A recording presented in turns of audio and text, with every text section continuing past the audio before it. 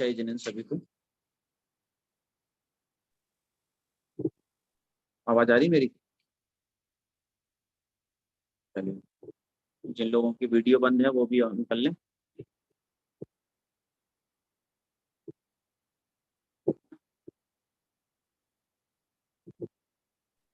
भोपाल से केवल 2-3 स्टूडेंट ही दिख रहे हैं, क्या बात है।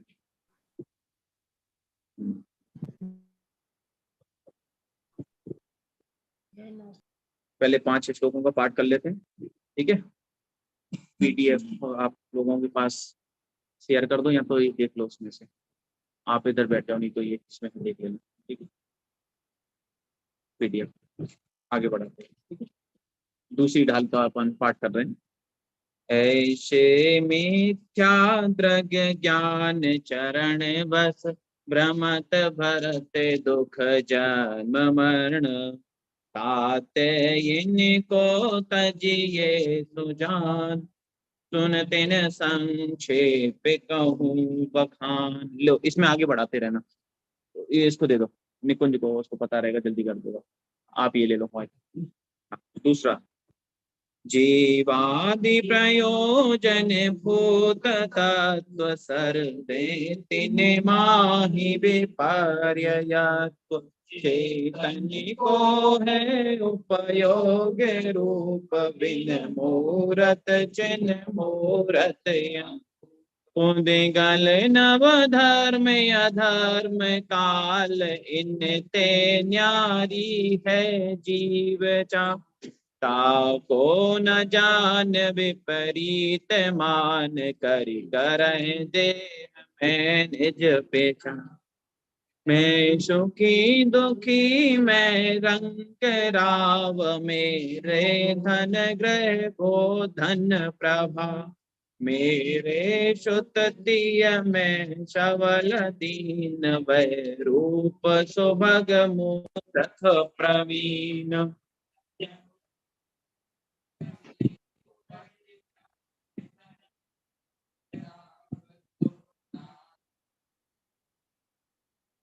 प्रगट ये दुख दैन तिनहि को सेवत गिनत। चलिए, मंगलाचरण का स्टार्टिंग में है, पीडीएफ के स्टार्टिंग में मंगलाचरण है, वो पढ़ते हैं। तीन भुवन में शार, वीतराग विज्ञान था, शिव स्वरूप शिव का, नमः त्रयोग समारिके। मन वचन काय को संभाल करके, क्योंकि ये तीन बहुत चंचल हैं। जब तक ये मन वचन और काय तीनों, कभी कभी होता है कि वचन काय काय स्थिर हो जाती है। काय मतलब शरीर, शरीर स्थिर हो जाता है, और उससे आगे बढ़े कभी कभी हो जाता है। ऐसे भी जीव मिल जाते हैं, वचन स्थिर हो जाते हैं, मतलब कुछ बोल नहीं रहे। जैसे आप सब है ना, अभी काय स्थिर है, मैं आप काया से स्थिर बैठे हुए, और वचन से बोल भी नहीं रहे कुछ, है ना। दोनों चीजें आपके स्थिर है, लेकिन मन से क्या गारंटी है कि आप उपस्थित हैं कि नहीं। तो यहाँ वैसे तो आपको बैठा दिया, मन वचन काय, इसलिए कहा मन वचन काय से। सबसे पहले लिया मन, मन वचन काय, है ना। तो मन से स्थिर होना किसी भी कार्य को करने की सफलता है, मन से स्थिर होना। तो प्रेजेंट बॉडी एब्सेंट माइंड रहेंगे तब तक हमें किसी भी कार्य में, और फिर धार्मिक क्षेत्र धर्म के कार्य में तो सफलता मिलेगी, है ना। और लौकिक कार्यों में भी सफलता नहीं मिलेगी। इसलिए जो मन वचन काय से नमस्कार किया है यहाँ पर दौलत राम जी।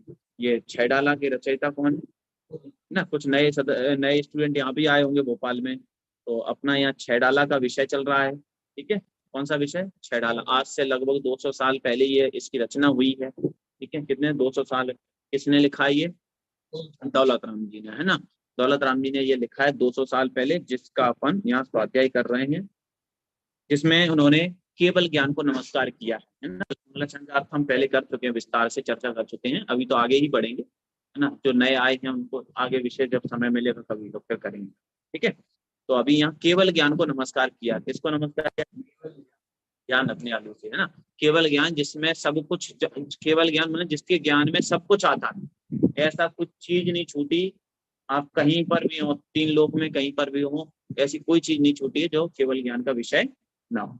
ठीक है, मैंने केवल ज्ञान का विषय सब, मैंने केवल ज्ञान में सब कुछ कहलाता है। केवल ज्ञान दर्पण के समान होता है।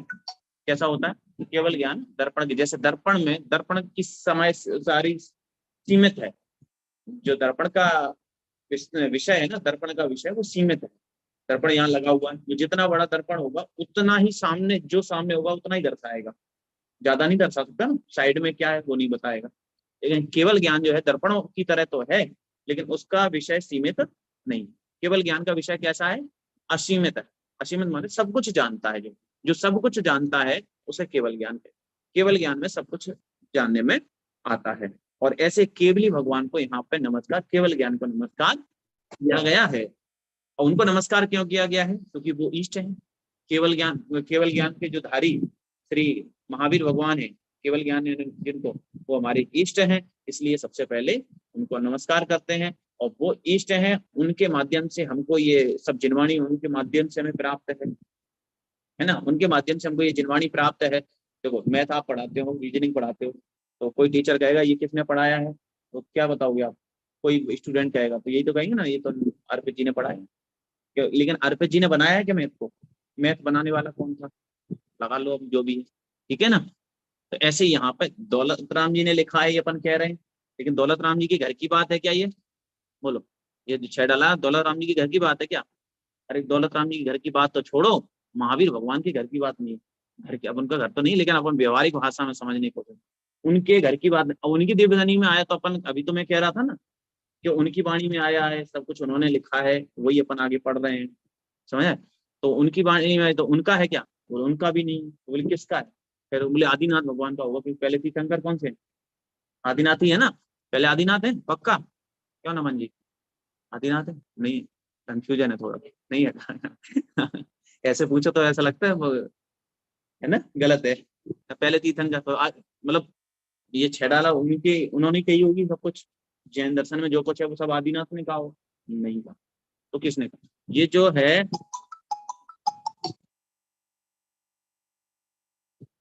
ये सब जो है जिनवाणी जो भी अपन पढ़ रहे हैं, वो अनादि अनंत है। क्या है? अनादि अनंत। ठीक है, जिनवाणी जो अपन पढ़ रहे हैं, रमोकार मंत्र का जो पाठ करते हैं, वो कैसा है? अनादि अनंत है। ये कुछ आज का नहीं। ठीक है ना, या किसी ने बनाया नहीं, ये वस्तु का स्वरूप है। ये जो हमें यहाँ बता रहे, चार गतियों के पहली ढाल में चार गतियों, जो चार गति होती हैं उसके दुख बताए, तो ये किसी ने दुख उत्पन्न किया क्या? किसी ने बनाए हैं क्या? बोले किसी ने नहीं बनाए। किसी ने दुख बनाए नहीं है। ये कैसे है? अनादि अनंत है, वस्तु का स्वरूप है ये। वस्तु जो आपको यहाँ आगे भी बताया जा रहा है, वस्तु का स्वरूप। वस्तु का स्वरूप का मतलब है, अग्नि गर्म होती है तो ये महावीर भगवान के कहने से गर्म नहीं होती, वो गर्म होती है, इसलिए महावीर भगवान ने कहा है। मान लो हमारे अग्नि गर्म होती है, जल शीतल होता है, पानी जो है शीतल, पानी का स्वभाव कैसा होता है? शीतलता, है ना। पानी का स्वभाव शीतलता होता है। और वृक्ष, नीम का वृक्ष है, उसका स्वभाव कैसा होता है? कड़वा, है ना। तो हर चीज का एक स्वाद है ना, तो वो स्वाद है, तो वो कैसा है कि महावीर भगवान ने कहा है, इसलिए कड़वा या शीतल है या उष्ण है क्या? अग्नि उष्ण है, तो महावीर भगवान ने कही इसलिए उष्ण है क्या? नहीं। कैसे? वो तो वस्तु का स्वरूप है, मतलब वो अग्नि उष्ण होती है, इसलिए महावीर भगवान ने कहा।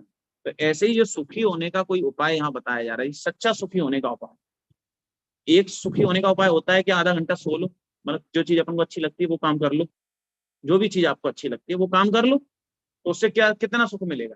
आपको भूख लगी, आप कोचिंग से आए, आपको भूख लगी तेज, तो भूख लगी तो दुखी थे आप, है ना। तो भाई हमको भोजन मिल जाए जल्दी से, तो आपको भोजन मिल गया।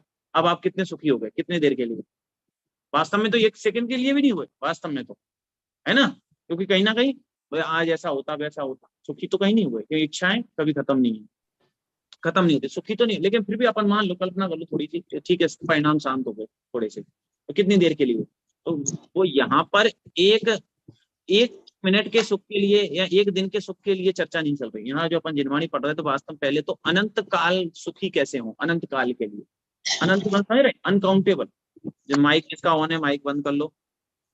ठीक है, तो अनकाउंटेबल मीन्स अनंत काल के लिए हम सुखी कैसे हों, उसकी चर्चा चल रही है।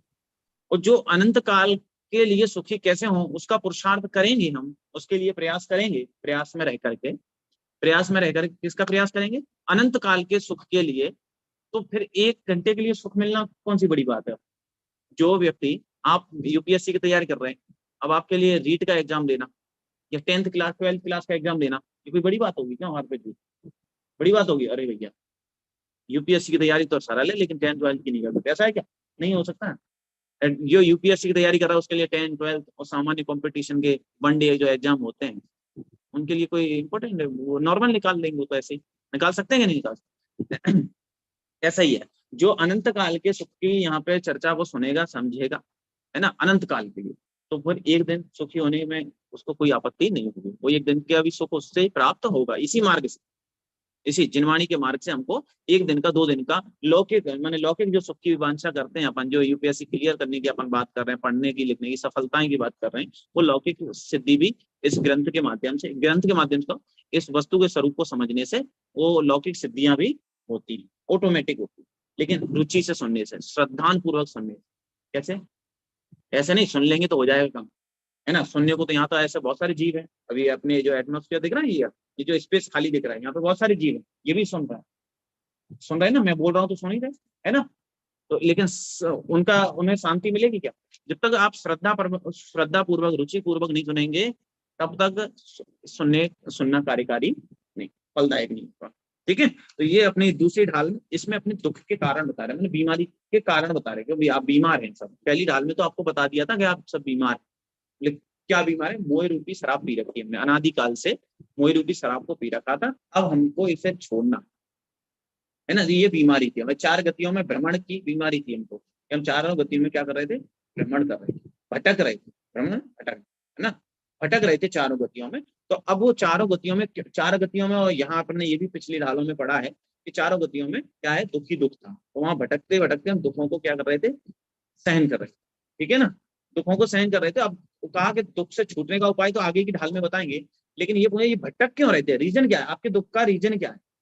आपके जो वास्तविक दुख है, आपको जो है ना, इच्छाओं का जो दुख है, मोह राग द्वेष का जो दुख है, अपनापन करने का जो मोह का दुख है ना, वो मिटे कैसे? उसका कारण क्या है? पहले तो बीमारी का कारण क्या है?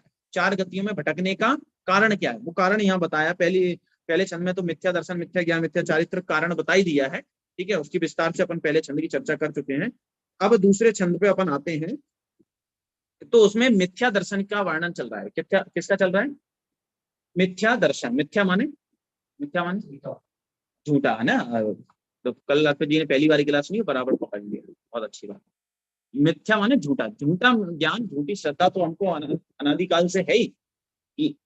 अब झूठी श्रद्धा अनादिकाल से है, झूठी श्रद्धा अनादि, आदि से नहीं, आदि मैंने प्रारंभ, अभी से नहीं है। ये जो झूठी श्रद्धा है ना, 7 तत्वों के प्रति जो झूठी श्रद्धा है, वो कब से है? अनादि से है। तो उसकी वो अनादि से जो झूठी श्रद्धा है, किसके प्रति झूठी श्रद्धा है? किसके प्रति? ये चर्चा यहाँ पर है, किसके प्रति अनादिकालीन झूठी मान्यता हमने बना रखी है, गलत मान्यता बना रखी है ना, जिसके कारण हमारा 4 गति में भ्रमण हो रहा है, 4 गतियों में हम भटक रहे हैं। तो उसका रीजन क्या है ना? उसका रीजन तो मिथ्या दर्शन है, लेकिन किसके संबंध में उल्टी मान्यता है वो बताते हैं। जीवादि प्रयोजन भूत तत्व सर्वेति निमाहि विपर्ययत्व। पहली लाइन में क्या कहा? जीव आदि प्रयोजन भूत तत्व, अर्थात जो ये मैंने कहा था, तत्व कितने हैं? तत्व 7 हैं। तत्व कितने हैं? 7। वास्तव में तत्व अनेक है, और द्रव्य कितने हैं? 6 हैं। जाति अपेक्षा 6 हैं, जाति अपेक्षा 6 हैं, बाकी अनंत है। ठीक है, द्रव्य कितने हैं? अनंत हैं, अनकाउंटेबल। लेकिन अच्छा, द्रव्य, आपको द्रव्य के नाम पता है? द्रव्य के नाम किस किस को पता है? इधर से किस किस को पता है? बताओ नैन्सी, बताइए जल्दी फटाफट, माइक ऑन करके। हाँ, सौम्या जी को भी पता है, वेरी गुड। हाँ, हैंड रेज कर दिया। जीव, पुद्गल, धर्म, अधर्म, आकाश, काल। फिर से बोलो। जीव, पुद्गल, धर्म, अधर्म, आकाश, आपको पता है तो नोट करो। जीव, नोट करो। जीव, पुद्गल, धर्म, जीव, पुद्गल।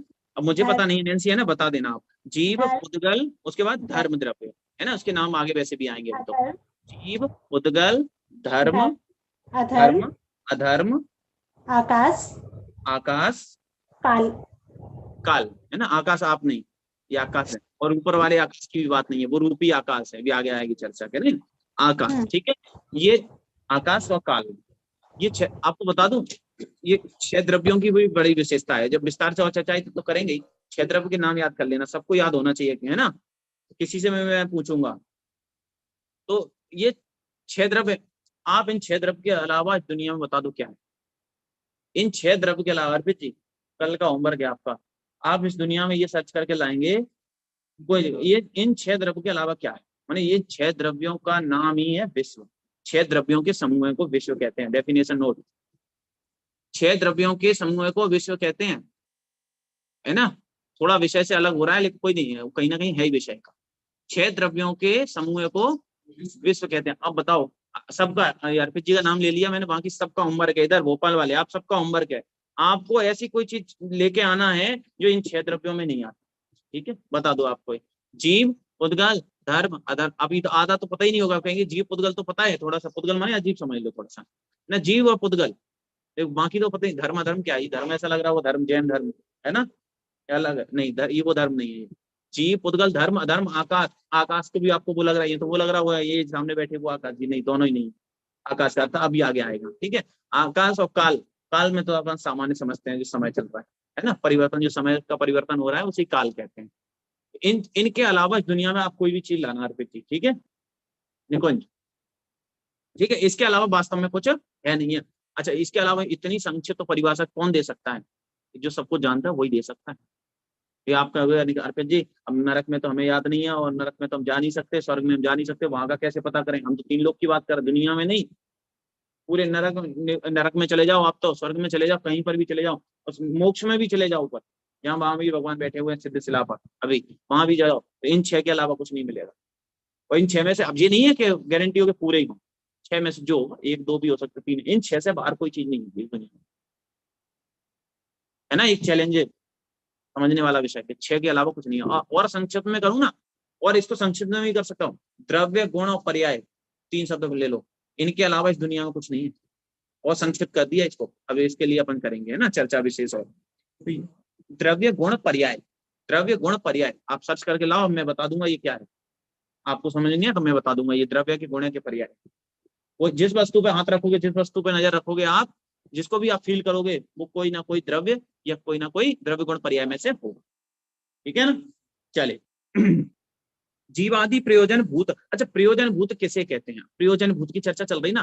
प्रयोजन भूत माने अपने काम की बात, प्रयोजन माने काम की बात। तत्व तो मैंने कहा ना, तत्व तो अनेक थे, लेकिन हमारे काम के कितने थे। तो देखो, प्रयोजन भूत का मैं थोड़ा डेफिनेशन दे रहा हूँ, नोट कर लो आप अपने पास।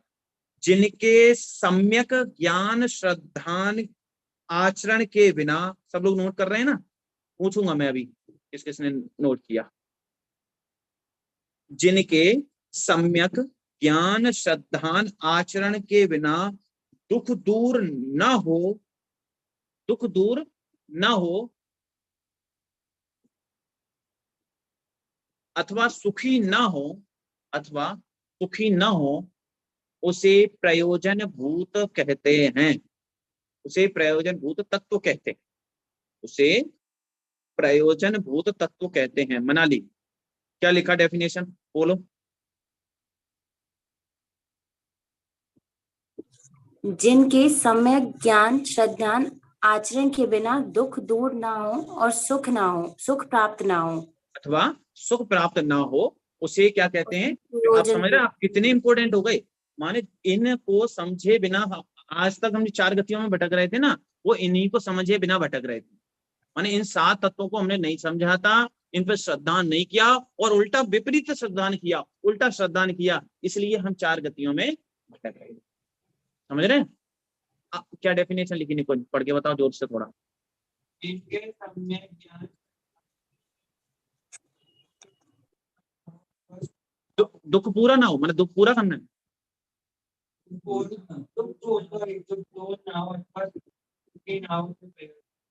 हाँ, उसे प्रयोजन भूत तत्व कहते हैं। माने ये इतने जरूरी हैं प्रयोजन भूत तत्व, आपको लग रहा होगा अरे पता है, अब जैसे मैं शिविरों वगैरह में जाता हूँ पढ़ाने के लिए, शिविरों में जाता हूँ तो एक मैं भी जाता हूँ, लेकिन ये बात है, संजीव जी भाई साहब एक बहुत अच्छे अपने अंतर्राष्ट्रीय ख्याति प्राप्त विद्वान हैं, संजीव जी गोधा, वो अपने जयपुर में एक जगह शिविर पढ़ाने गए। आज से बहुत साल पुरानी बात है, लगभग 20 साल 25 साल पुरानी बात होगी उनकी। वो शिविर पढ़ाने गए वहां पर, तो वहां के जो ट्रस्टी या जो संस्थापक जो भी समिति के थे, है ना, लोग, उन्होंने क्या बोला, संजीव भाई साहब आप यहाँ पे द्रव्य तत्व तो मत पढ़ाना। आप क्या बोला उनसे, द्रव्य तत्व नहीं पढ़ाना। बोले इनसे क्या होता है, इनको कहीं तो काम तो लाइफ में कभी काम तो आते नहीं है। क्या बोला, ये कहीं काम तो आते नहीं है। द्रव्य 7 तत्व होते हैं, 6 द्रव्य होते हैं, क्या काम आते हैं। आप तो क्या सिखाना, पूजा पाठ सिखाना, है ना, मतलब क्या जयजनन बोलना चाहिए, ये सब बोलना, मतलब बाहर की ये सब चीजें सिखाना, पूजा पाठ सिखाओ, है उपवास करना सिखाओ, उपवास करना चाहिए, तीर्थ वंदना सिखाओ, उनको तीर्थ वंदना करें, पूजा पाठ करें, भक्ति आरती करें, ये चीजें सिखाओ आप, है ना। लेकिन द्रव्य तत्व में क्या रखा है। अब उन्होंने बहुत समझाया, अब लेकिन क्या समझाया उनको अभी, फिर उन्होंने ये बताया कि भाई इन ये 7 तत्वों के बिना धर्म का प्रारंभ ही नहीं होता। इन 7 तत्वों 6 द्रव्य के बिना सुखी होने का मार्ग प्रारंभ नहीं होता। बोले इनके बिना तो धर्म का कोई मतलब ही नहीं है।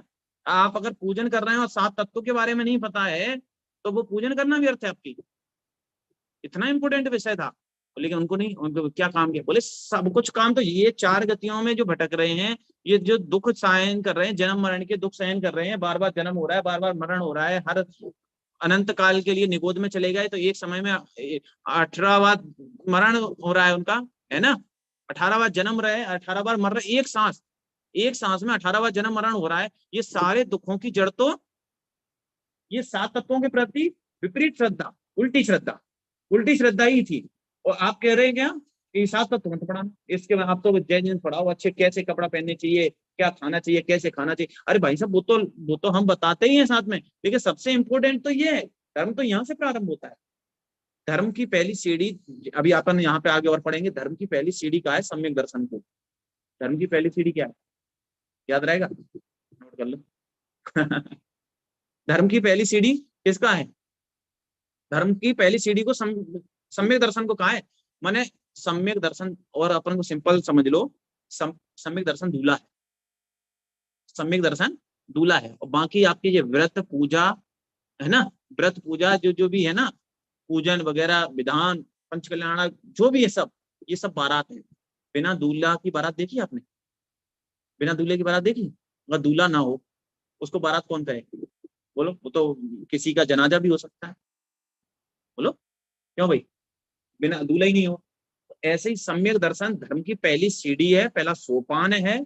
और धर्म नहीं है ना, सम्यक दर्शन नहीं है ना, सम्यक दर्शन का अता पता नहीं है ना कुछ भी, कि सम्यक दर्शन कौन से खेत की मूली है, समझ लो आपके आसाम। तो अगर ये नहीं पता ना तो आपका ये सारा पूजन व्रत उपवास इतने सारे करोड़ों सब निरर्थक है सम्यक दर्शन के बिना। और ये सम्यक दर्शन 7 तत्वों के सम्यक श्रद्धान से उत्पन्न होता है। 7 तत्वों के सम्यक श्रद्धान पूर्वक ही सम्यक दर्शन होता है। और सम्यक दर्शन नहीं, हमको सम्यक दर्शन का ना सम्यक दर्शन है, ऊपर से सम्यक दर्शन के बारे में पता भी नहीं, सम्यक दर्शन पर श्रद्धा भी नहीं है। सम्यक दर्शन मतलब आत्मदर्शन, सम्यक दर्शन मतलब आत्मदर्शन कह दो, आत्मा का अनुभव कह दो, आत्मानुभूति को ही सम्यक दर्शन कहते हैं, आत्मदर्शन को ही सम्यक दर्शन कहते हैं। ठीक है, और ये आत्मदर्शन और जो सम्यक दर्शन है वो 7 तत्वों के श्रद्धांश, 7 तत्वों के सम्यक श्रद्धांश। ठीक है, 7 तत्वों को श्रद्धांश तो अभी भी है, लेकिन उल्टा है। अभी भी हमें 7 तत्वों को श्रद्धान है, हालांकि नाम पता नहीं है, लेकिन 7 तत्वों का श्रद्धान है हमको। लेकिन कैसा है, विपरीत है। श्रद्धान विपरीत होने से हम 4 गति 84 लाख योनियों में भटक रहे हैं, दुख उठा रहे हैं। तो ये 7 तत्वों, प्रयोजनभूत तत्वों की मैंने डेफिनेशन लिखाई कि जिनके सम्यक ज्ञान श्रद्धान और आचरण के बिना जो दुख दूर ना हो। अरे अब इनके बिना दुख दूर नहीं होगा, और हम सब दुखी हैं, है ना, हम सब दुखी होने का परिचय यही है कि भाई साहब अभी आप कैसे बैठे थे, पहले कैसे बैठे थे अर्पित जी, ऐसे बैठे, अभी ऐसे नीचे पैर रख लिया, क्यों रख लिए, है ना। अभी आपका मोबाइल यहाँ रखा था, आपने उठा लिया, क्या क्या है उसके अंदर, इसका मतलब दुख है उसके ना कुछ ना कोई इच्छा है ना, अरे देखने की इच्छा, अरे भाई मैसेज आ गया होगा देखने को, है ना, तो इसका मतलब दुखी तो। और बाकी प्रैक्टिकल दुखों को यहाँ पे पहली डाल में पढ़ा चुके हैं, अब उसकी बाद में चर्चा करेंगे। जीवादि प्रयोजन भूत तत्व, अर्थात ये 7 तत्व, ये जो 7 तत्व कहे हैं वो प्रयोजन भूत हैं। इनके सम्यक श्रद्धान के बिना इनके सम्यक ज्ञान के बिना और इनके समझ के बिना हमारा दुख दूर नहीं होगा। यदि हमें 1 मिनट के दुख दूर नहीं करना, अपने को कितना करना है, कितना, कौन से दुख को दूर करना है, अनंत काल का दुख दूर करना है। तो इसलिए 7 तत्वों पर, 6 द्रव्यों पर श्रद्धान, आचरण और ज्ञान आवश्यक है। ठीक है ना। वह सुख सदा ही त्याज रे, वह सुख सदा ही त्याज रे, पश्चात जिसके दुख भरा। क्या कहा, कहां से बोली मैंने लाइन, कहां से बोली, आपको पता है किसी को? कौन, नैन्सी, प्राची जी, आयुषी, कहां से बोली मैंने लाइन? चैडाला से बोली? चैडाला, सही बात है, चैडाला चल रही, चैडाला से बोली होगी। नहीं भैया जी, अमूल तत्व विचार। हाँ देखो, रजनी जी ने बोला है अमूल्य तत्व विचार से बोली है ना। क्या बोली लाइन, क्या बोली मैंने? रजनी जी बोल के बताओ। वह सुख सदा ही त्याज रे, पश्चात जिसके दुख भरा। वह सुख सदा ही त्याज रे, वह सुख हमें चाहिए ही नहीं। कौन सा सुख नहीं चाहिए? वह सुख नहीं चाहिए। कौन सा सुख नहीं चाहिए? वह सुख हमें चाहिए ही नहीं। पश्चात माने बाद में, जिसके दुख भरा। बोलो, आप कोई भी भोजन करो, थोड़ी देर बाद क्या होता है, फिर भूख लगती है, पश्चात दुख मिला, पश्चात बाद में। वह सुख हमें चाहिए ही नहीं जो 1 मिनट का हमें शांति दे। नहीं, कुछ श्रद्धा की बात चल रही है। श्रद्धा नहीं, लोक व्यवहार में तो जो चलेगा वो चलेगा ही, उसमें मना थोड़ी करेंगे, है ना। वो तो अपने मुनिराज संत साधु भी करते हैं कि नहीं करते, लेकिन श्रद्धान की बात है ना। श्रद्धान की बात है, ये जो धर्म होता है ना, वो श्रद्धान का विषय होता है। ये आपको उसको, मतलब आपको भोजन भूख लग रही तो भोजन छोड़ दोगे? ऐसा नहीं, ऐसा पॉसिबल नहीं है। फिर आपको धर्म में ध्यान ही नहीं हो पाएगा, भोजन छोड़ दोगे, फिर कल से क्लास में नहीं बैठ पाओगे भाई, बेड पे मिलोगे नहीं, हमें सुनाने आना पड़ेगा, नहीं पता होगा कि नहीं गड़बड़। तो वो भोजन, लेकिन भोजन किस लिए? शरीर को पुष्ट करने के लिए नहीं होना चाहिए। क्या कहा? शरीर को पुष्ट करें, भोजन इसलिए करना है कि हमको जिनवाणी सुनना, उद्देश्य होना चाहिए। पता है, वही भोजन आप करते हो, वही भोजन दिगंबर मुनिराज, क्या कर, वीतरागी मुनिराज, कौन मुनिराज करते? वही भोजन आप करते हो, वही भोजन का मतलब आहार उनका शुद्ध हो जाता थोड़ा और, बस इतना। लेकिन आहार, अन्न की बात कर रहा हूँ, वही आहार वो करते हैं, लेकिन उनके आहार में, उन्हें आहार करते हैं, वो विहार करते हैं, उन्हें आहार और विहार दोनों का पुण्य लगता है। और हम आहार करते हैं, मतलब हम भोजन करते हैं और हम भी चलते फिरते हैं, हमको पाप लगता है। क्यों क्यों लग रहा था?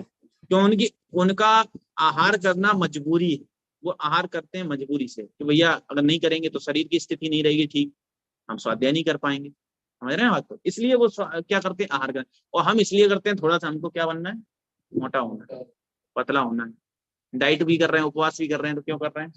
पतला होना है, गोरा होना है, कोई भी चीज कर, गोरा होना है, काला होना है, मोटा होना है, पतला होना है, लंबा होना है ना। हम इसलिए कर रहे हैं, इसलिए वो क्रिया एक ही, सिचुएशन एक ही है, सिचुएशन एक ही है, एक ही में एक निखर रहा है और एक बिखर रहा है। क्या कहा?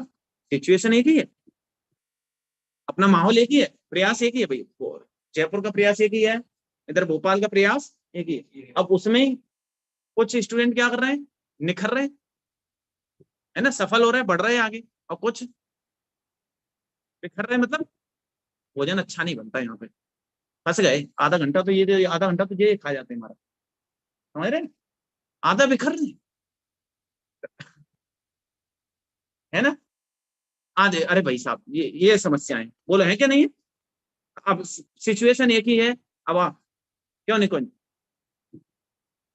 बरसात, कुछ दिन पहले बरसात हो रही थी, आप नहाने गए थे, सिचुएशन एक ही थी। अब कल परसों फिर बारिश हो, मैंने कहा नहा आओ, तो आपने मना कर दिया। क्यों मना कर दिया? क्योंकि आपकी सिचुएशन एक ही थी। एक अभी बरसात हो रही है, निकुंज को अच्छी लग रही, फॉर एग्जाम्पल दे रहा हूँ अभी, है ना, निकुंज का नाम का बुरा नहीं मानने किसी को।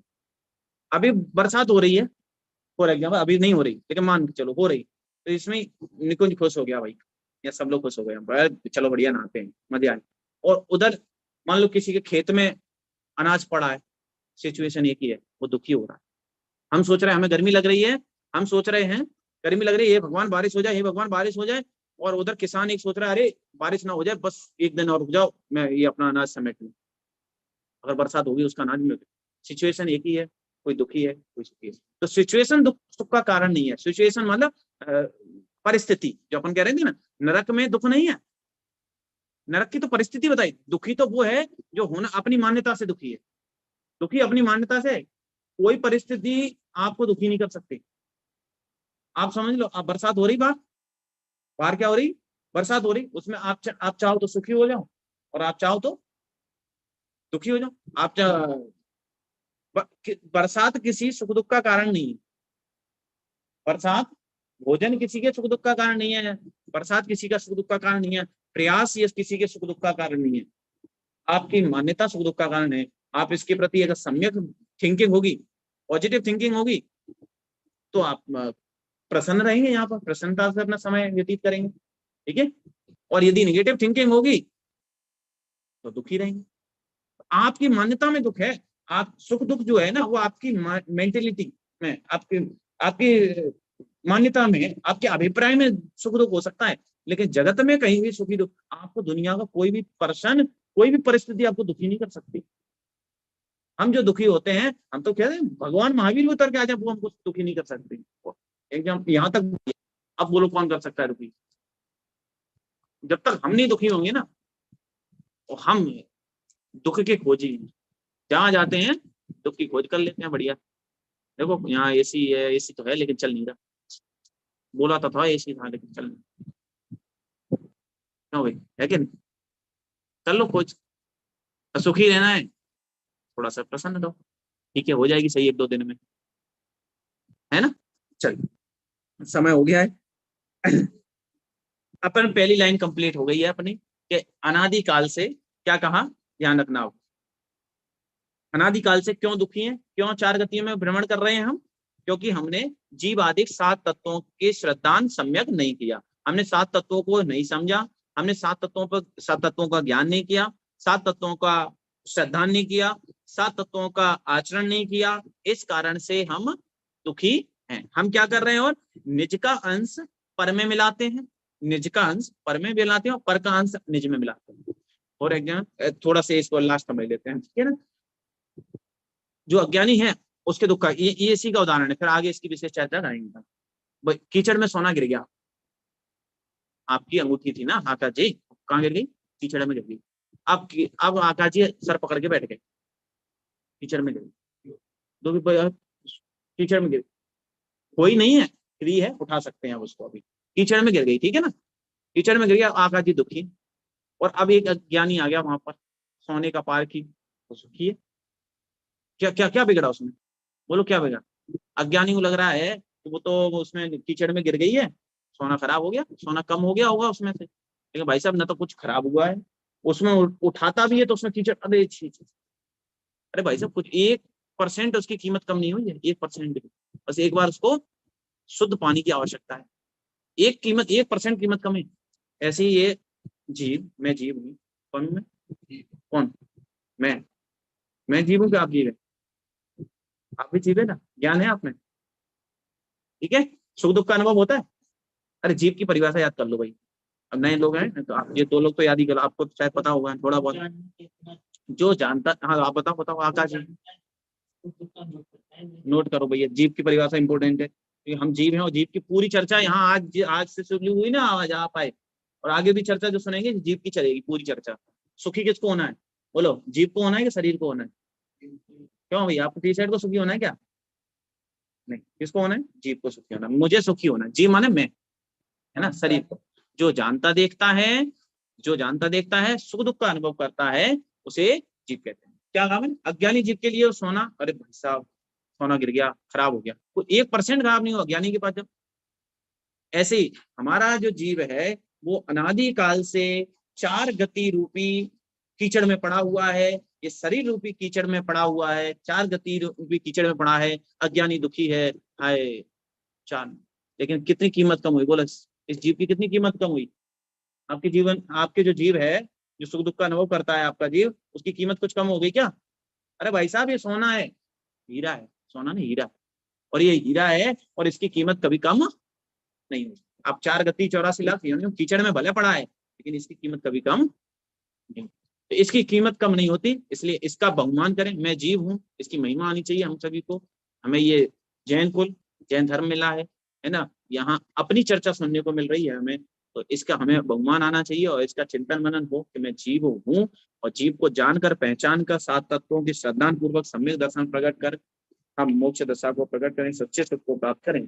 ऐसी मंगल कामना के साथ आज की वाणी को यहाँ विराम देते हैं। दूसरी लाइन की चर्चा भी बाकी है और 4 दिन से अपना चर्चा चल रही है। कोई नहीं, 4 दिन चलना चाहिए, लेकिन भाव भाषण हो अच्छे से, अगर समझ में आ जाए। समझ में आ रहा है ना? है ना? टाइम वेस्ट हो रहा है क्या नैन्सी जी? क्या है, थोड़ा आगे तो बढ़ो। यही जब 3 दिन से यहीं पे लटके हैं। सर समझ में भी तो आना चाहिए, और हम लोगों को तो इतना पढ़ा भी नहीं है, स्वाध्याय किया भी नहीं है, तो ज्यादा अच्छा है। तो अभी पढ़ रहे हैं, समझ आ रहा है ना? हाँ सर, बहुत अच्छे से।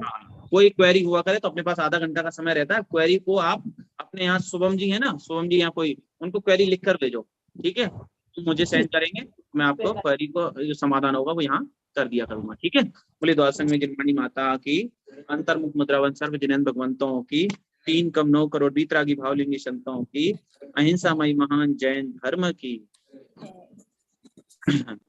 अष्टानिका महापर्व की जय। सभी लोग 9 बार नमोकार मंत्र पढ़ के पंच परमेष्टि का स्मरण करें। 9 बार नमोकार।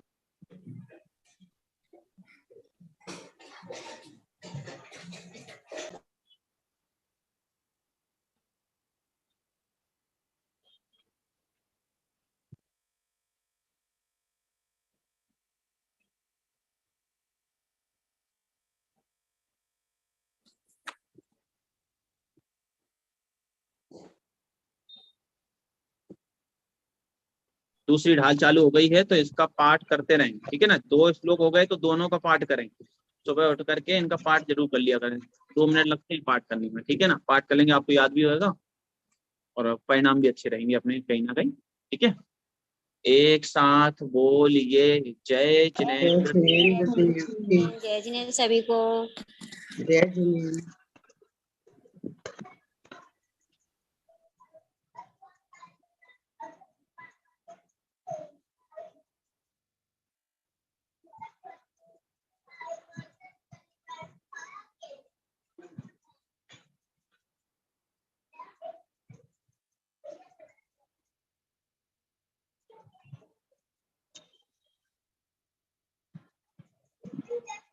ये खुशी जी,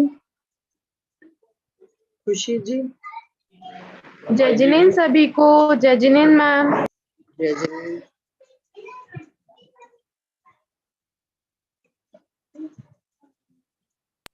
हम मैम 5 मिनट और वेट कर लेते हैं, और भी बच्चे शायद ज्वाइन हो रहे होंगे।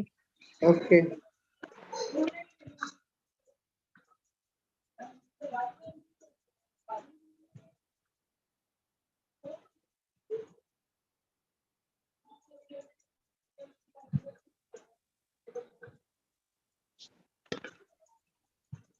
जय जिनेन्द्र मैम।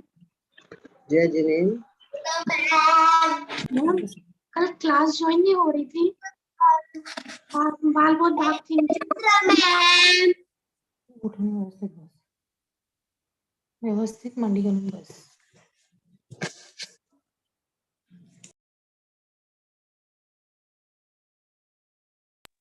हाँ, आप अर्चना जी कुछ कह रहे थे? मैम कल बाल बहुत भागती थी, क्लास ज्वाइन ही नहीं हो रही थी। नहीं, कल बाल